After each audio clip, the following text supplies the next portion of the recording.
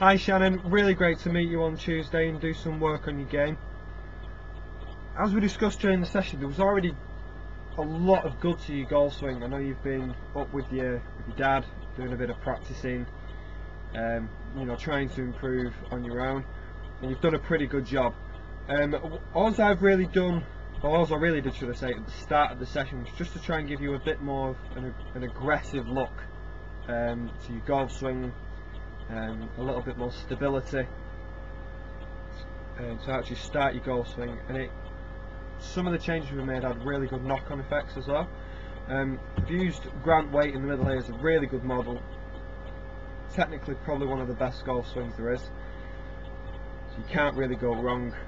For quite a lot of the things we were trying to do, you can't really go wrong watching him do it, copying a certain number of his moves. I apologise for the glare in some of the pictures. Obviously the sun's quite low at that time of the evening, and we'll just try and do the best we can. But the first thing we really wanted to do was to try and just increase the width of your stance here. You just see there's a very, very narrow gap between the heels, and it's very difficult to really try and generate any power when the base is very unstable, very narrow. If you imagine, you know, just any like tall structure, if it has a very narrow base, very likely to start toppling sideways, you know, with any sort of any pressure, any wind or anything like that, and you're just going to start wobbling. Golf swing is exactly the same. Work from the ground up. You draw a lot of your power from the ground, and obviously if you've not got a wide base to harness that power, you're going to have some issues. So as you can see on the right here, much better look. Probably still go a bit further if you liked, but you know, it's a pretty good start. Also, I've got you to just flare your toes out a little bit here as well. Just makes it a lot easier for the hips to rotate. Using those properly is a really, really good power base for you. You can just see here, very pointed toes, which also has the knock-on effects of just pointing the knees in slightly as well, which is something most people really don't give a thought to. But if you look at Grant Waite here, toes pointed outwards, just helps to point the knees out a little bit as well, and again just helps to give you that just a bit more aggressive look to your setup. One last thing we went for,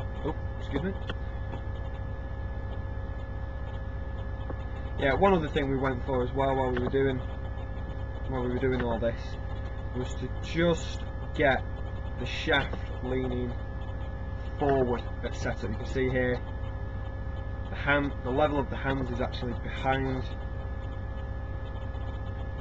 the club head, and what that encourages as you start the downswing, and as you get into the impact position, it encourages the club to be working this way as it gets to the ball. And obviously with the driver, the 3-wood, etc., it's not a bad thing at all. Obviously you don't want to be hitting down excessively with a driver. It doesn't matter if you hit down slightly. I mean, we'll get into this kind of thing as we go on. But it's, in terms of trying to generate some power, get some lift on the ball with the driver, you'd want to be hitting up on it slightly. But with the iron, we want to be trying to hit down into the ball. We want to hit it with a descending blow, and having the hands behind the ball set up makes that quite difficult. You can see here Grant Waite got the hands forward slightly, just encourages that downward strike into the ball. You can see there here, much improved. Got the hands forward, just a bit of shaft lean, as I say, just encouraging that downward strike into the ball. Some pretty good changes there.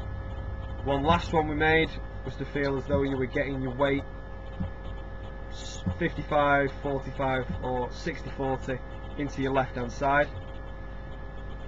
This helps to get your body in front of the ball Again, encouraging that downward hit into the ball, but also just encouraging you to start hitting the ground in front of the ball anyway, because as we discussed, if you're not hitting the ground in front of the ball, it means that chances are you're either going to hit the ground behind it, and you're going to take up some turf before you hit the ball, slowing momentum, taking all the club head speed off the shot. Just see here, if we just draw this line from the centre point of your shoulders, you can see there slightly behind the ball. Excuse me, slightly behind the ball. Again, just encouraging to hit up at the ball. Sorry. Right, so into the actual swing. Obviously, quite a lot to think about there. So, hands and weight forward, wider base, flaring the toes out, and you're doing a pretty good job of that here. We haven't really looked much at the actual backswing, etc. It wasn't really needed at the time. Obviously, we only had the half an hour, so we got straight to the point of the areas that would really improve your game the most. So if we just take it back and then down into the ball. Our main issue was, obviously, as you come into the ball here, again, how much behind the ball you are. So obviously golf ball's here, this here is your low point, so by the time you get to the ball, the club's already working up, and that really, like I say, generates quite a few problems. We'll just look at Grant at impact. See how the weight's moving forward, hands are ahead at impact. Just take that centre point with the shoulders, pretty much on top of the ball. We've got good shaft lean as well here. So you can just see as we come into impact there, hands are pretty much level with the club head. So the thoughts were hands and weight forward. You can see also widening that stance has actually meant that you had less move away from the ball as well in your backswing, without really thinking about it. And you see here how the spine's just leaning away, so let's just get rid of these. The spine's leaning away from the target, whereas this one is a much more stacked look. So you've got your centre point of your shoulders, centre point of your hips on top of each other, much more efficient for good ball striking. So if we come into impact, see here, much more shaft lean at impact, encouraging that downward strike. See that there,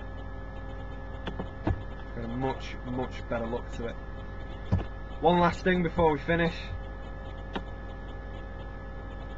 we talked about on the follow through how the elbows separated, the arms bent, and how that brought the club away from the ground, again encouraging you to hit top shots, thin shots. So if we just stop the club halfway up there, you can see there's quite, excuse me, see the arms bent, quite a large gap between the two elbows.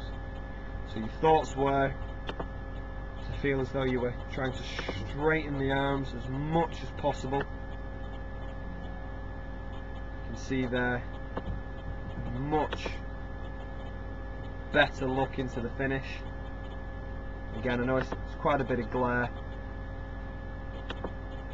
Just look at that point there between the elbows, much straighter, both arms much straighter, and it just helps to keep the radius of the swing. We talk about the swing looking like a sort of like a circle, and if the elbows separate, you shorten the radius of the golf swing, meaning you'll pull the club away from the ground. Keeping the arms straight just encourages you to keep the radius of that circle constant through impact. You see here, look at Grant, arms nice and straight, very small gap between the elbows. So just a quick recap: set up, hands and weight forward, weighting to your left side a bit. Like so 55-45, 60-40, whichever one was easiest for you. And just yeah, feet a bit wider, flaring the toes out, and then your only thoughts really in the swing were just to keep the arms straight as you can through impact. Feel as though you're squeezing the elbows together. Good luck with it, and look forward to seeing you again soon.